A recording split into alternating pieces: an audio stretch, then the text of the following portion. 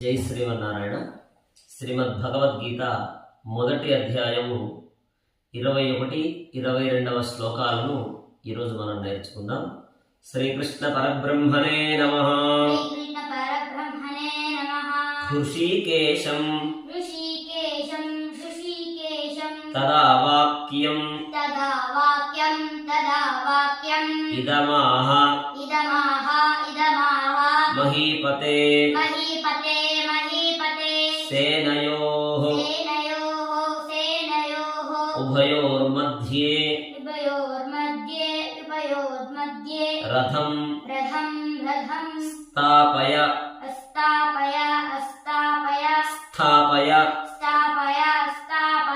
మేచ్యుత. హృషీకేశం తదా వాక్యం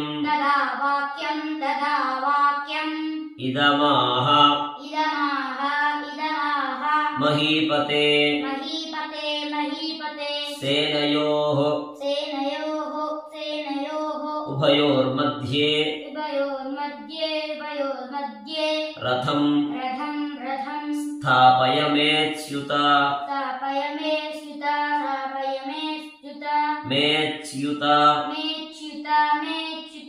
యావదేతాన్ నిరీక్షేహం యోద్ధుకామాన్ అవస్థితాన్ కైర్మయా సహ యోద్ధవ్యం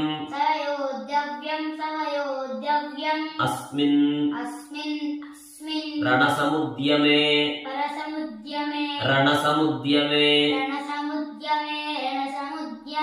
యావదేతాన్ నిరీక్షేహం యోద్ధుకామాన్ అవస్థితాన్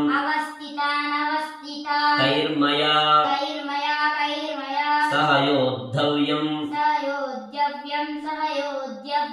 అస్మిన్ రణసముద్యమే